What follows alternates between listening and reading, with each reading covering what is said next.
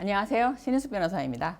제가 평상시에 변호사면서 이제 주로 담당하고 있는 업무가 이혼과 상속과 관련한 분야를 주로 하고 있어요. 그래서 위치가 서울 가정법원 앞에 있는데 하루 종일 이제 법원에 재판을 가는 때를 제외하고는 마음이 아프신 분들하고 상담을 하게 돼요. 그러니까 이제 이혼을 하러 오시거나 또는 부모님이 돌아가시고 나서 더 안타까운 건 돌아가시기 전에 그 재산에 관련해서 다툼이 있어서 이걸 어떻게 하면 좋을까요? 라는 상담을 이제 하는 분들인데 그 기저에는 상속 상담도 그렇고 이혼에 관련한 상담도 그렇고 이 마음이 상해 있기 때문이에요. 마음이.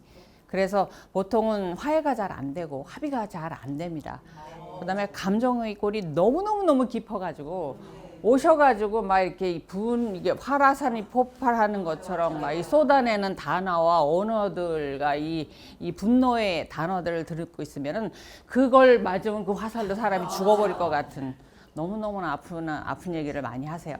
물론 제3자인 제 입장에서 이렇게 들어보면은 아 저렇게까지 해야 될까? 저러지 않아도 될 건데 그 뭐 별거 아닌 걸 가지고 예를 들면 명절에 갔을 때 엄마가 내 남편이 아니고 돈 잘 버는 내 동생 남편 거기만 갖다 먹는 걸 이렇게 갖다 준다고 그거에 마음이 상해서 10년째 친정 명절을 안 간다는 거예요. 제가 생각해 보면 그 조금만 언니로서 이해해 주면 되는 건데 라고 하지만 그 언니 입장에서는 평생에 그게 하늘로 쌓여가지고 이렇게 뭉쳐 있어요. 이렇게.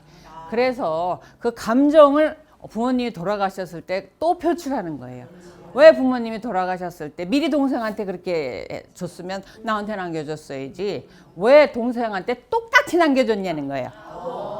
근데 부모님이 생각하신 건데 그죠? 왜냐면 저희가 맨날 나가서 싸움을 말리려고 하면 똑같이 나눠주세요. 똑같이 나눠주세요. 똑같이 나눠줬을 뿐인데 근데 이 마음 상한 자녀는 그 똑같이도 안 되는 거예요. 이미 나는 이만큼이고 동생은 이만큼이면 여기를 줬어야 이게 똑같다고 생각하는 거지 이렇게 똑같이 주는 거는 또 나는 소외를 당했다 이렇게 생각을 한다는 거죠.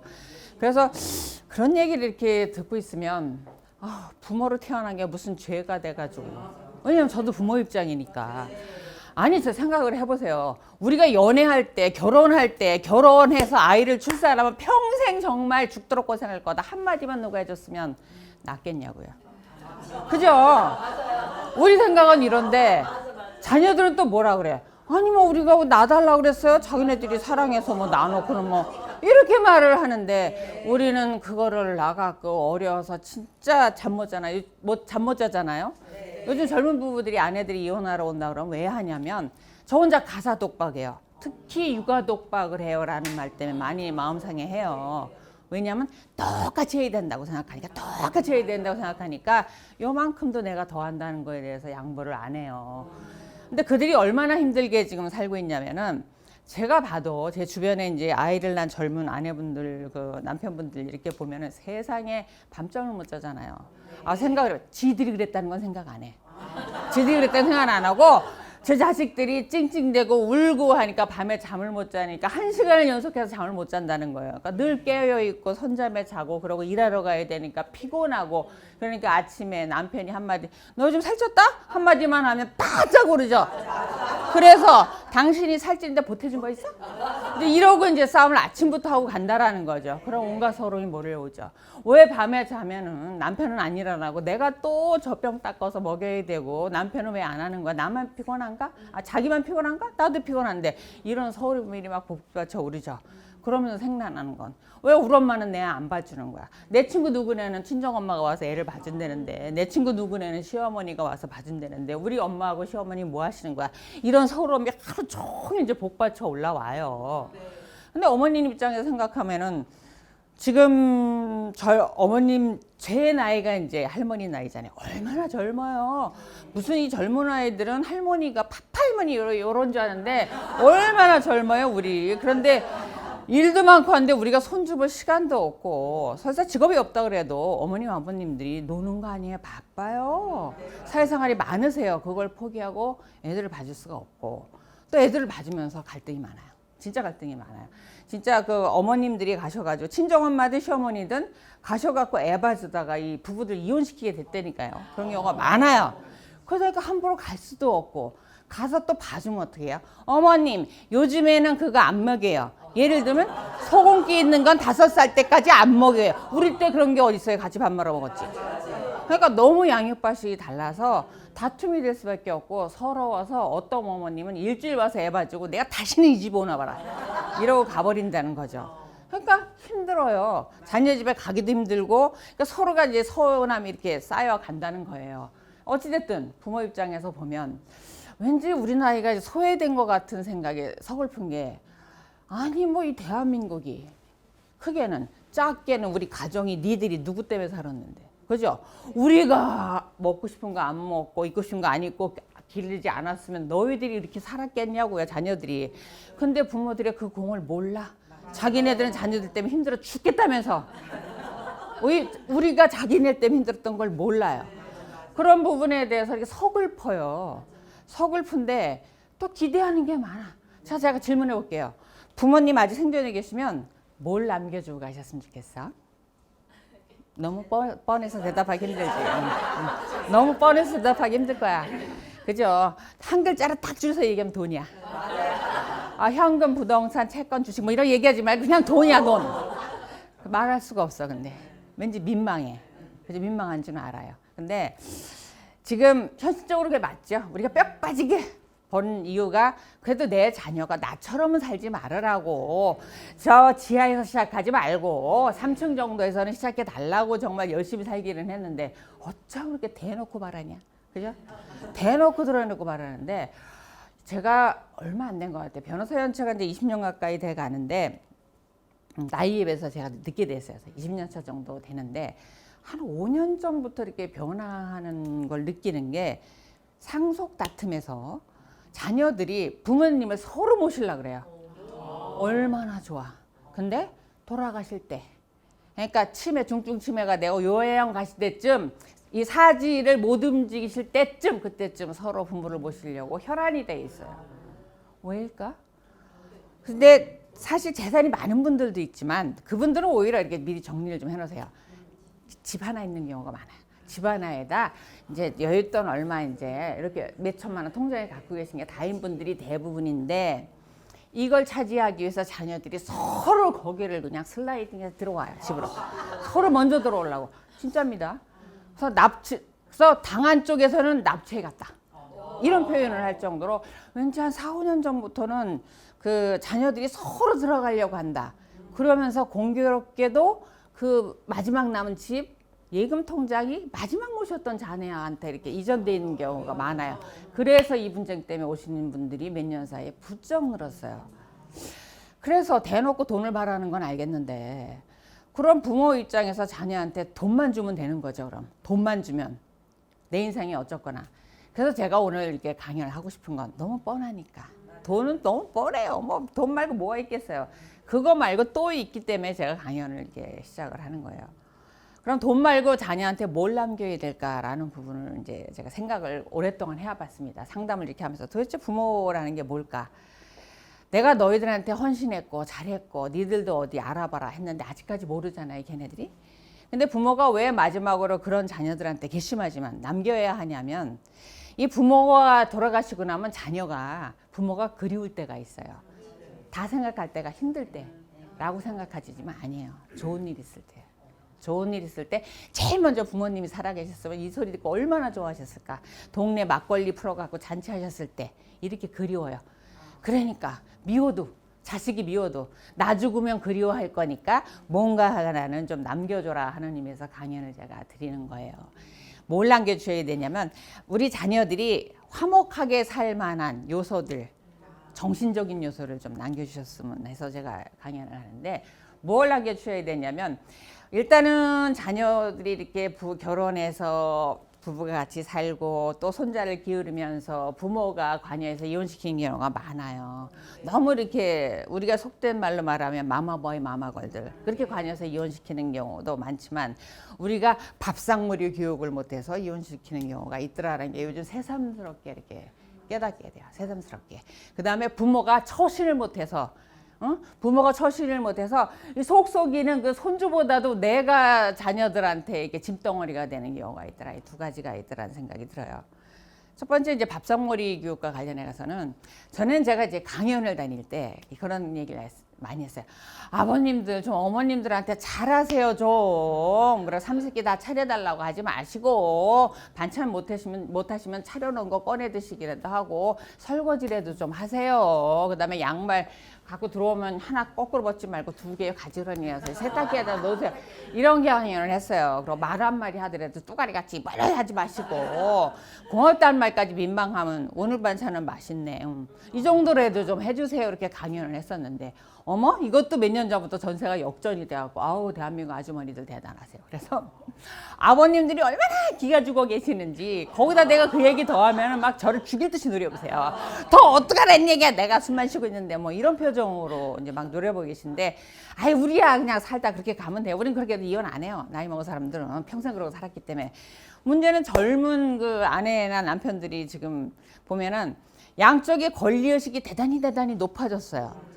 근데 기형적으로 의무라고 표현하기는 좀 그런데 상대에 대한 배려 이런 거는 기형적으로 안 올라오고 있어요. 권리의식만 이렇게 높이 올라가다 보니까 의무 배려심은 땅바닥에 있다 보니까 이게 너무 힘들게 살고 있어요. 그래서 그들이 이제 주고받는 이렇게 대화를 봐도 서로에 대한 배려나 존중이 전혀 없고 전혀 없어요. 그다음에 뭐든지 똑같이야. 뭐든지 똑같이.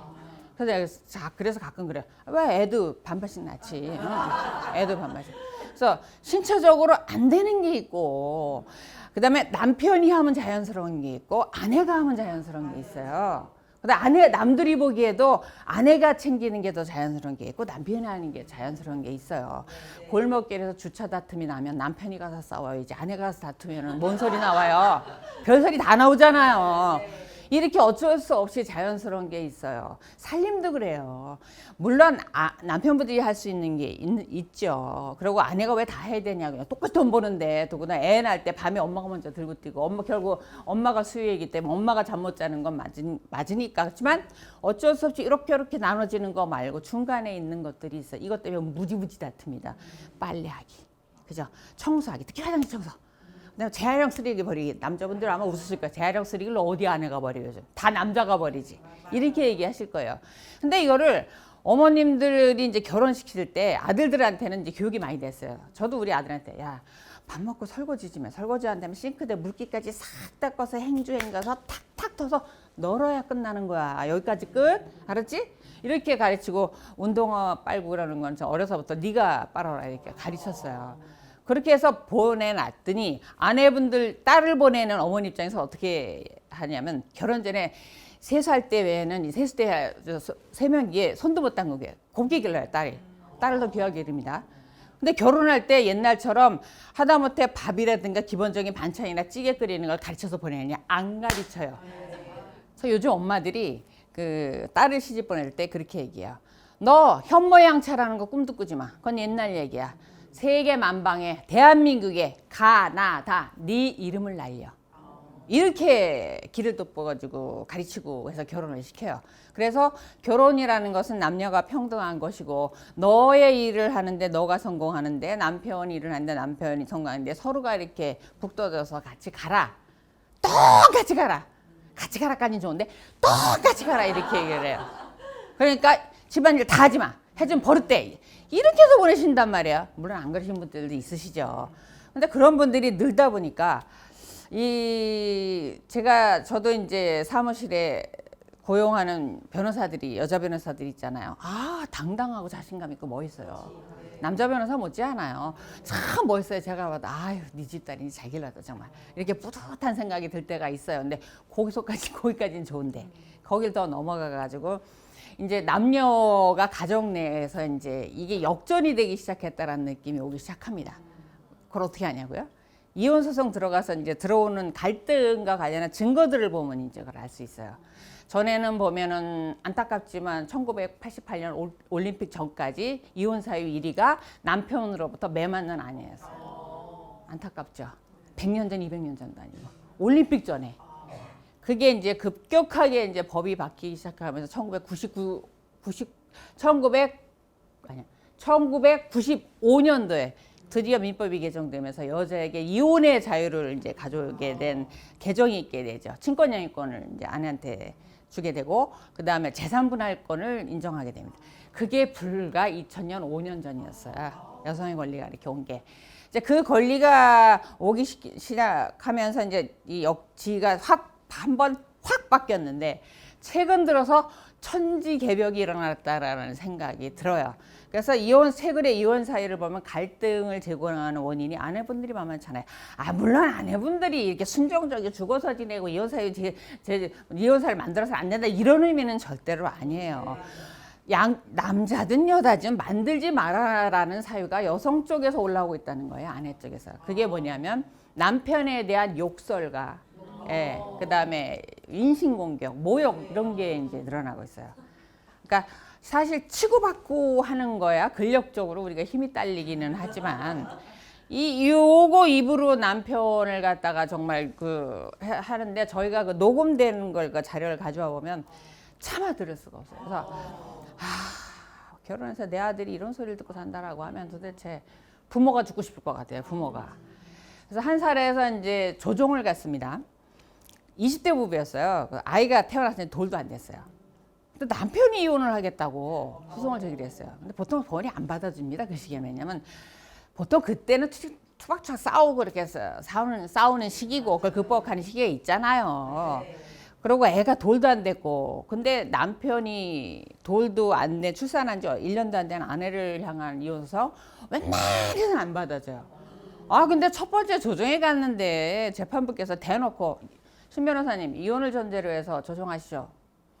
놀라서 물론 증거를 제가 다 듣기는 했지만 깜짝 놀라서 그래도 어느 정도 이렇게 극복할 수 있는 사안 아니겠습니까? 결혼해서 안 싸우는 사람이 어디 있겠습니까? 그랬더니 재판장이 요 옆에 있는 이렇게 나란히 앉아 있거든요. 원고 피고가 원고한테 좀 전에 피고 나갔을 때 한 얘기 다시 여기서 해보세요. 그러니까 우리 측이 나갔을 때 이 원고가 재판부한테 뭔가 한 얘기가 있었던 거예요. 그걸 지금 해보세요. 그러는 거예요.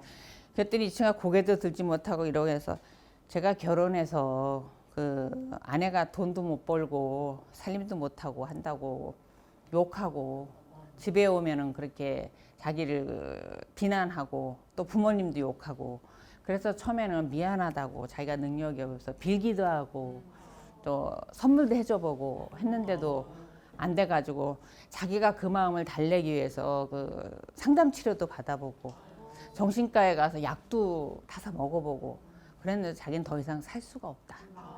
여기서 자기를 더 살라고 하면 자기는 죽을 거다. 이렇게 말을 하는데요. 그 전체 좁은 조정실이 숙연해지면서 제가 아무리 아내 쪽 변호사지만 뭐라고 할 말이 없더라고요. 그래서 잠깐만 나와봐. 그래가지고 이혼을 돌리기는 어려울 것 같고 재산분할하고 양육비 합리적으로 해서 끝내자 라고 하고 끝낸 사안이 있습니다. 근데 그 사안 같은 경우가 남편의 말도만이지만 제출된 증거가 어떤 게 있냐면 하도 구박을 당하고 욕을 먹고 하니까 이걸 녹음을 했어요, 남편이. 그래서 냈어요. 이제 그 중에 이제 하나를 제가 말씀드리면 부부싸움을 하다가 남편이 사실 애를 안고 있는 아내를 때릴 수도 없고 욕을 했다간 더 난리가 날고 그러니까 베란다 가서 하늘을 보면서 한숨을 쉬고 있는데 그 뒤에다 이제 쏘아대는 얘기가 이제 녹음이 된 겁니다. 야, 이 병신 같은 새끼야 죽어. 그래서 너 떼어내리지도 못하지 이 병신아. 그래서 그러니 그거는 남자 여자를 떠나서 인간으로서는 그렇게 멸시할 수가 없는 거고 그래도 한때는 사랑해서 결혼했던 남자고 아이까지 낳고 이 아이의 아빠잖아요. 세상에 이 지구상에 어떤 존재가 이 아이한테 아빠만큼 잘하고 소중한 존재가 어디 있겠어요. 그런 사람에 대해서 그게 할 말이냐고요. 진짜 어머님들 딸들을 어떻게 가르친 건데 대체. 그래서 그걸 들을 때마다 그런 녹음을 가져올 때마다 이 싸움은 언젠가부터 욕설이 더 심해지지 않고 있는 욕설이 너무 심해진다라는 생각이 특히 아내들이 하고 있는 그 멸시에 대한 욕설이 그게 왜 그럴까 생각을 해보니까 이 교육도 기형적으로 이루어지는 거예요. 네. 아빠에 대해서 남편에 대해서 시어머니에 대해서만 집중적으로 학대하지 마라. 학대하지 마라 이렇게. 그 상대가 누구예요? 아내분들이죠. 그죠? 젊은 아내분들 학대하지 말아라는 쪽으로 집중된 거예요. 시어머니가 누구를 학대겠어요? 젊은 며느리 학대겠죠. 그죠? 이러다 보니까 이쪽의 권리의식은 높아졌는데 내가 이렇게 존중받고 나에 대해서 권리를 찾아주려고 이 사회가 노력하는구나. 그럼 나는 뭘 해야 될까라는 생각을 이만큼도 안 하고 있다는 거예요. 왜냐? 그건 안 가르치시기 때문에. 그걸 어머님들한테, 부모가 마지막으로 자녀분들한테 좀 안 먹히죠? 물론 말이. 마지막으로 밥상머리 교육이라고 그러죠. 그걸 해주시셔라 하는 거예요. 그래서 한 번 안 들으면 두 번이라도 얘야 그래도 남편 들어와서 일하고 힘든데 청소하는 건 남편 몫이라도 네가 좀 일찍 들어오면 네가 좀 더 해라. 네가 먼저 해라. 그러고 평일날 힘들게 일하면 주말엔 좀 자게 둬라. 이렇게 자꾸 하다 보면 10번을 얘기하다 보면 뭐 세계 경읽기라고 하지만 지가 손은 아니잖아요. 그죠? 우리가 얼마나 많이 가르쳤어요. 그러면 생각이라는 걸 할 거 아니에요. 그러니까 그렇게 좀 딸들에게 대해서 이것도 배려 좀 해라. 이렇게 하고 남편이 여자하고 남자라는 걸 떠나서 어떻게 내 배우자한테 병신아 그럴 수 있어요.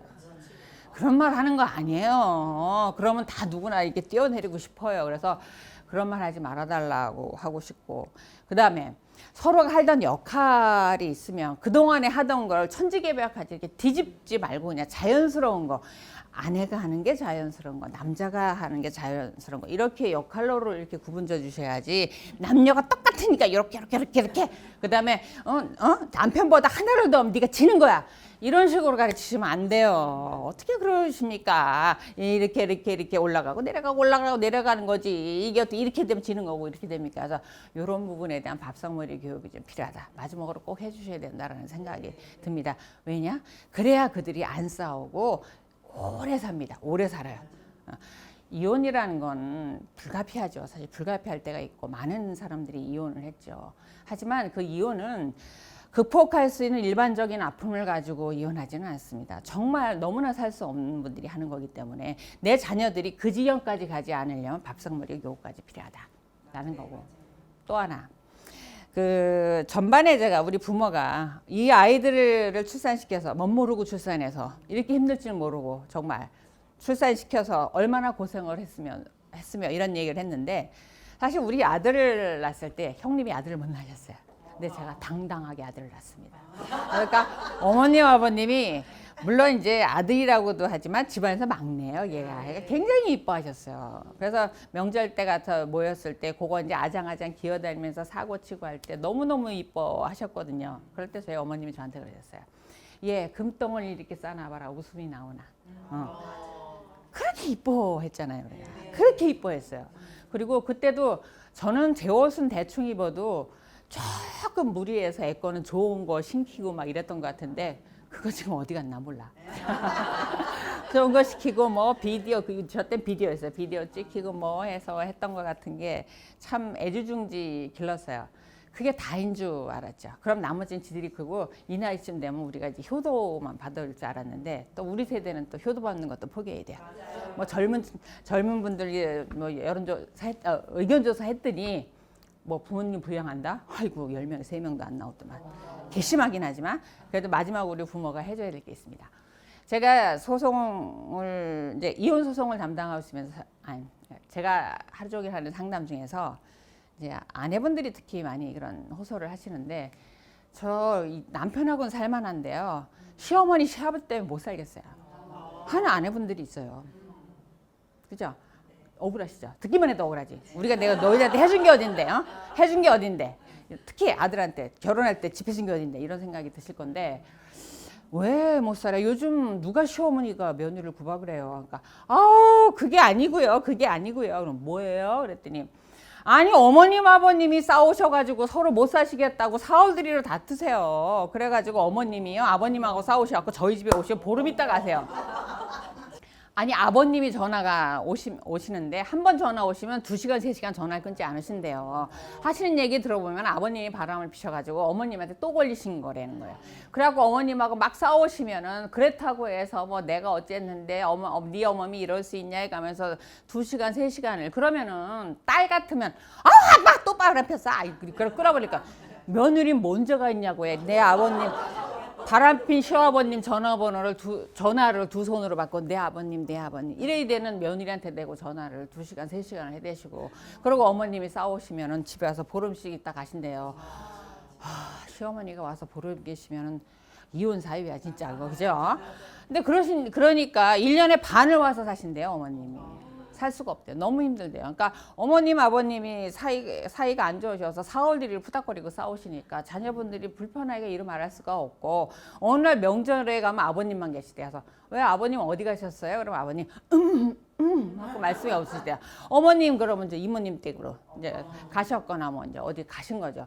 그러니까 그 연세에 참 기운도 좋으시죠. 그렇게 싸우셔가지고 자녀분들을 힘들게 하신다라는 거예요. 그러면서 그렇게 싸우신다는 거예요. 또 다른 예에서 이제 보면은 부모님들이 자녀들을 힘들게 하는 이유가, 이혼하겠다고는 자녀들을 통해서 듣는 얘기입니다.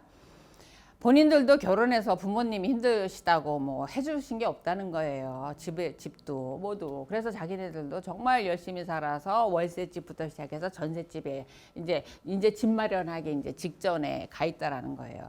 근데 몇 년 전부터인가 아주 자연스럽게 부모님이 내가 너희들을 길러서 결혼시켜서 그만큼 했으니까 용돈 내가 너희들 주듯이 좀 다오.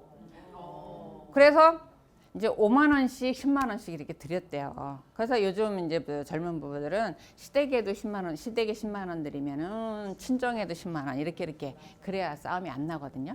그래서 이렇게 드리는데 언젠가부터 자꾸 시부모님이 20만 원, 30만 원, 물론 이제 장인 장모가 그런 경우도 있습니다. 20만 원, 30만 원 올리더라는 거예요. 그러니까 이 젊은 부부들이 감당할 수 있는 한계를 넘어서는 거예요. 여기는 애들 집도 마련해야 되지만 애들이 학교 가죠. 결혼시켜야죠. 돈은 점점 많이 들어가는 세대 되는데 부모님이 자꾸 이래서 손 벌리고 저래서 손 벌리고, 그래서 그것 때문에 안 드리면 또 뭐 난리가 난다는 거예요. 뭐 울고불고 난리를 치시고, 그러니까 남편이 또 뽕는다니 그냥 드려. 그러니까 아내가 그렇게 얘기를 해요. 정말 우리 부부 일은 싸울 일이 없다는 거야. 정말 우리 부부 일은 싸울 일은 없는데 우리는 항상 시부모님 때문에 싸운다는 거야. 이렇게 와서 말을 하고, 또 젊은 남편들 같은 경우는 장모님들이 아셔야 될 게 있는 게, 사이한테 장모님의 존재는 무엇일까? 고맙지만 싫다가 정답이에요. 저 뭐 인정하잖아요. 다 인정하잖아요. 근데 아내분들이 어머님들이 이걸 몰라요. 왜냐? 물론 이해를 해요. 내가 너희들에서 얼마나 고생했는데 밑반찬 항상 냉장고에 한 칸이 넣어주고 애 내가 다 봐주고 뭔 일이 있으면 돈으로 도와주고, 그러니까 당연히 날 좋아할 거다. 대단한 착각이세요. 대단한 착각이고, 또 특히 장모님이 와서 애를 봐주면 저녁에 남편이 퇴근할 때 딱 문 열고 들어가면 나 네 애 보느라고 힘들어 죽겠거든. 이런 표정으로 딱 문을 열어준다는 거예요. 물론 이제 사이가 그렇게 생각할 수도 있겠죠. 그러니까 물론 어머님이 지쳤지. 그죠? 얼마나 힘들어 애 보는 게 나이 먹어서. 그러니까 그거를 1년 360일 문 열고 들어갈 때마다 보는 게 정말 퇴근하는 게 지옥이라는 거예요. 집에 들어가는 게 내 집 같지도 않고. 근데 그걸 장모님들이 잘 모르세요. 그래서 사이한테 장모님은 고맙지만 싫다, 부담스럽다. 이런 존재라는 걸 이제 모르시는 거죠. 근데 이 장모님이 꼭 어떻게 이제 관여하시면, 여보게 김서방, 내가 자네네를 위해서 하는 말인데 일찍 들어오게, 술 그렇게 많이 먹지 말게, 그리고 주말에는 애들이 아빠 올 때만 기다리는데 놀이동산이라도 좀 가게, 다 자네를 위해서 하는 말이네. 죽겠다는 거예요.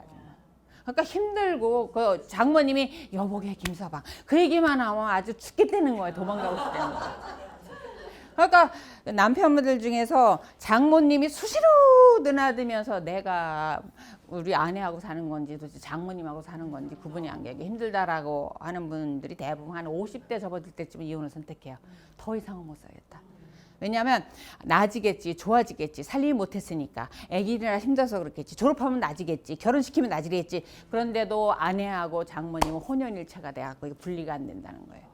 그러니까 더 이상은 살 수가 없다는 거예요. 그래서 이혼을 선택하는 경우가 40 중반 넘어서 꽤 많습니다. 그러니까 장모님 입장에서는 억울하죠. 굉장히 억울하죠. 그럴 줄 알았으면 내가 그렇게 해줬나, 힘들게 허리 휘어가면서. 그게 아니잖아요. 그 애 때문에 못 자는 딸, 아침 새벽같이 일 나가는 애, 내가 가서 1시간이라도 봐주면 걔가 쉴 거 아니에요. 그 마음으로 해줬던 거지. 사위가 나를 그렇게 생각할까라는 걸 꿈에도 생각을 못합니다. 그러니까 부모가 이렇게 자식한테 관여하면서 이혼이 된다라는 거죠. 요 아이들이 성장하는 과정에선 그랬는데 노년에 이제 자녀들 머릿속엔 돈이나 주시지 이 생각을 갖고 있을 텐데 그거는 뭐 살던 집이야 뭐 물려가겠지만 그거 말고 제가 다시 강조하지만 해드려야 될 건 부모님이 행복하셔야 돼요. 부모님이 잘 사셔야 돼요. 마지막으로 이제 제가 두 번째로 말씀드린 건 부모님이 아우 행복해 너무 재밌어 이것까지는 아니더라도 자녀분들이 마음 쓰지 않을 정도만큼은 좀 편안하게 지내셔야 돼요. 그래서 그들 나이까지 뭐 바람을 피시는 거 뭐 어쩌시겠어요. 어머님은 참겠지만 자녀들은 힘들어요. 그거 곤란해요.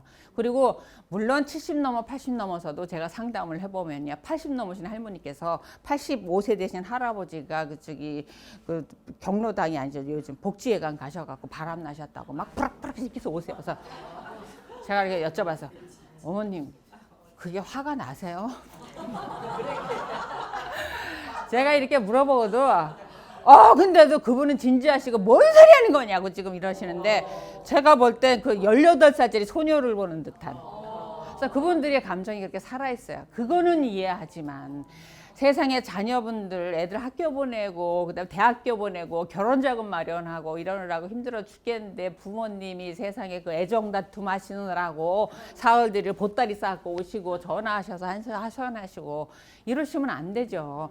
그런 거 하시면 안 되고 그다음에 경제적으로 있잖아요. 돈이 필요하긴 하지만 그래도 나라가 복지제도가 어느 정도 돼 있잖아요. 아껴 쓰시면 사실 그거면 사시거든요. 왜냐면 병원비 많이 안 드시고 그러면 자녀들한테 큰 돈 안 벌리셔도 되는데 무리한 돈 요구하지 마시고 이런 거 하지 말으시란 얘기예요. 근데 그 부모님들의 특징을 또 하나 보면 어떤 게 있냐면 내가 너 어렸을 때 다른 사람 있잖아. 고무신 시기일 때 나는 너 구두 신겼다? 그게 뭔 소용이 있냐고요. 기억도 없는데. 그죠? 그러니까 그 아이들한테 초년 때 학생 때 줬던 걸 가지고 우려가지고 내가 노년에 뭘 해도 자녀들이 나를 다 받아내야 된다 이런 생각을 머릿속에 이렇게 샥 지우시기 바래요. 아주 샥 지워야 돼요. 샥 지워야 돼요. 그래서 우리는 이제 안타깝지만 우리 생각에는 안타깝지만 자녀들을 위해서 우리가 좀 안정된 삶을 살아야 되는 편안하고 안정적으로 정신적으로 경제적으로 좀 안정적으로 살아야 되는 세대라는 겁니다. 그래서 제가 꼭 말씀드리고 싶은 건 자녀들을 위해서 좀 평안하게 살아가시기 바랍니다. 여러분, 그러니까 80 넘으셔도 그 들끓는 감정 이해합니다. 충분히 이해해요. 돌아가신 분처럼 나무처럼 목석처럼 취급하는 게 아니에요. 다 이해합니다. 하지만 그거는 우리들끼리의 얘기고 자녀들에게는 그래도 저 위에 있는 우러러볼 수 있는 존경할 수 있는 어른으로서의 그 태도를 가져야 된다라는 거죠. 이거 당부드리고 싶었습니다. 그래서 부모님들 정말 힘든 생활을 사시느라고 고생 많이 하셨다는 생각을 합니다. 제가 젊은 아내분들 남편분들한테 한번 물어봤어요. 부모님이 남겨줬으면 좋겠는 거 돈 빼고 얘기해봐. 그랬더니 말들을 잘 못해요. 왜? 딱 돈 하고 생각했다가 돈 빼라니까 생각이 이제 안 나는 거예요 이제. 그런데 한 젊은 남편이 그 얘기를 해요. 동영상을 좀 많이 남겨주세요. 왜요? 그러니까 어머니 부모님 돌아가셔서 보고 싶은데 보니까 맨날 애들 거만 있고 엄마 아버지는 그 옆에 이렇게 쓱 지나가는 영상. 그다음에 애를 안고 계신데도 애만 이 포커스를 맞춰서 이렇게 찍었고 부모님은 이렇게 팔다리만 나고 이거밖에 없더라는 거예요. 그래서 부모님 동영상이 많았으면 좋겠다 이런 말을 합니다. 그게 그래도 우리 자녀입니다. 힘내시고 건강하시고 자녀들을 위해서도 본인을 위해서도 평안한 노후 가지시기 바랍니다. 감사합니다.